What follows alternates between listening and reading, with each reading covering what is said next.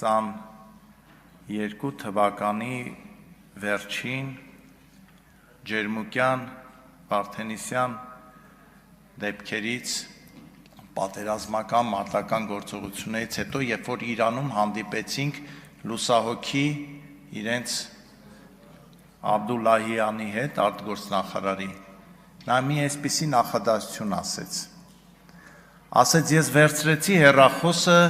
եւ զանգեցի Բաքու ու ասացի անմիջապես դադարեցրեք պատերազմը։ Ու հետո ավելացրեց նայելով մեր աչքերին, ասեց դուք հասկանում եք, որ Հայաստանը մի այլ հարց է, Արցախը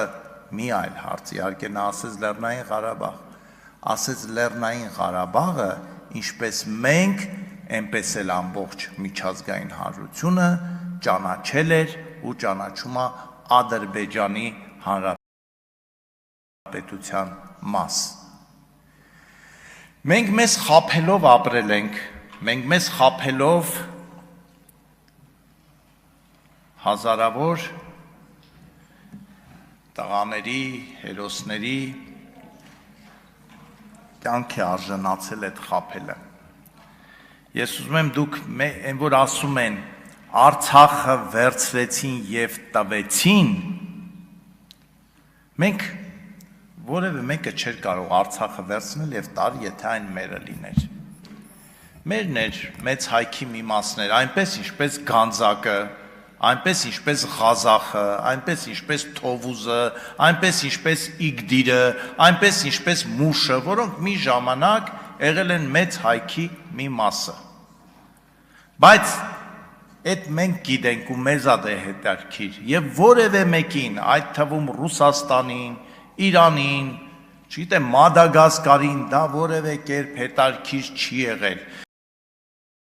Եվ այդ մասին շատ լավ իմացել է եւ Լևոն Տեր-Պետրոսյանը, եւ Ռոբերտ Քոչարյանը, եւ Սերժ Սարգսյանը, եւ Նիկոլ Փաշինյանը։ Իմացել են, բայց գիտեք ինչ, մի ծանր հիվանդություն ունի մեր այազգը։ Ասում է, բա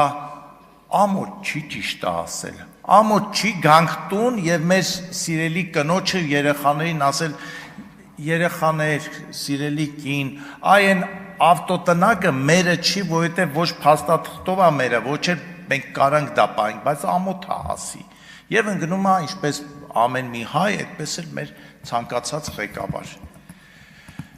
Լևոն Տեր-Պետրոսյանը գիտեր, Արմեն Շեկոյանի ասաց, բայց մեզ չէր ասում, նույնը բոլորը։ Մենք մի խնդիր ենք ունեցել, սիրելի հայրենակիցներ, 94 թվականի զինադադարից հետո, այնպես անել, որ արցախցիները մնան ու ապրեն, պահպանելով իրենց հայկական ինքնությունը։ Բայց հետո մենք սկսեցինք տարբեր պատճառներով տարբեր խաղեր խաղալ, համարեցինք, որ գիտեք, մի վտանգավոր արտահայտություններ կա, որ գցում են ժողովրդի մեջ ու գնում է այսպես չհասկանալով էլ ինչ ենք ասում։ Ասում է մեկը ասել է արյունով տրված հողը միայն այրամբ են տալիս։ Այսինքն, լավ, այս 3 միլիոն ժողովուրդը մի օր չասեց, այս ինչ եք ասում։ Այսինքն ոնց էլի, այսինքն դե տալու ենք, բայց թող մի 4000 երեխա էլ զոհվի, տղա էլ զոհվի, քաջ էլ զոհվի, բայց մենք այդ կամքը չունենանք, որ ասենք սիրելի հայրենակիցներ 21 թվին շատ վատ էր, բայց 21 թվին այդ հարցը աշխարհը լուծեց։ Մենք թույլ գտնվեցինք, Ադրբեջանը ուժեղ գա, եկեք մտածենք այդ մասին, որ հետո այդ սխալները թույլ չտանք։ Ի վերջո հայ բոլշևիկները 21 թվականին 1921 թվականին մտածում էին համաշխարհային հեղափոխության հաղթանակի մասին, իսկ ադրբեջանցի են ժամանակ թաթար բոլշևիկները մտածում էին Ադրբեջանի մասին։ Եկեք այս մասին մտածենք, որովհետև հիմա մենք նորից մտածում ենք, չգիտեմ, համաշխարհային այսինչի հաղթանակի մասին, մեր հարևանները մտածում են իրենց հաղթանակի մասին։ Եկեք այդ մասին էլ մտածենք։ Ու այս խոսակցությանը վերջ տանք, ես ինչը հանձնեց, այն ինչը չհանձնեց։ Եթե Սերժ Սարգսյանը 0.5% կամ 10% անգամ իմանար, որ վերահաս պատերազմում մենք գոնե ինչ որ մի հաջողություն ենք ունենալու, ինքը 18 թվականին չէր ճողոպրի իշխանությունից։ Ես ուզում եմ, որ հայ ժողովուրդը իմանա ու քաջ իմանա, որովհետև իրենք իմացել են, որ պատերազմը անխուսափելի է, որովհետև իրենց ամեն տեղից ասել են, որ պատերազմը անխուսափելի է, իսկ իրենք կանխելու փոխարեն փախան մի հատ ծուղակել անփորձ նոր իշխանության առաջ դրեցին, վստահ լինելով, որ իրենք են հայ եւ ընկնելու են այդ ծուղակը, անդադար ասելով, սրանք եկել են, որ Արցախը տան, սրանք եկել են տալու, դες երիտասարդ իշխանություն ասում են, չէ, մենք չենք տա, ավելի էին բանանում, ավելի էին մտնում այդ ծուղակի մեջ։ Իհարկե ես չեմ արդարացնում դա, ես գիտեմ իմ ասելու են բանա Նիկոլի փաստաբանն է, էսա, ես հայ ժողովրդի փաստաբանն եմ։ Ես եկել եմ այստեղ, որ մեկ անգամ էլ ժողովրդին ասեմ, ժողովուրդ, թույլ չտաք ձեզ խաբեն, թույլ չտաք։ Արցախի հարցը որոշված ա եղել 1922 թվականին, հետո որոշված ա եղել 1991 թվականին, 1991 թվականի սեպտեմբերի 21-ին, երբ որ հռչակվեց Հայաստանի Հանրապետությունը, Հայաստանը ճանաչեց Արցախը Ադրբեջանի կազմում։ Ամբողջ բանակցային գործընթացը եղել է մի հարցի շուրջ, ոնց հանենք աշխարհին խաբենք, որ իբր մենք բանակցում ենք Արցախի ինքնորոշման կարգավիճակի այս կամ այն աշճանի վրա, բայց ձգենք էլի, միջև տենանք ով ինչ է ասում։ Այս է եղել իրականությունը, սիրելի հայ ժողովուրդ, եւ ով կգա այստեղից կասի, որ դա այդպես չի եղել, ինքը առաջին է իր խղճի առաջ պատասխան տակապ կարող է իրոք թյուրիմացության մեջ է, որովհետև իրոք կան падգամավորներ, իրոք որ հավատում են, որ մենք Հայաստանը կարար դեմ դուրս գալ Ռուսաստանին, Իրանին, չգիտեմ Թուրքիային, Ադրբեջանին, Ամերիկային միասին վերցրած։ Էս ենք մենք եղել։ Ու ցավոք սրտի շարունակում ենք էս մնալ։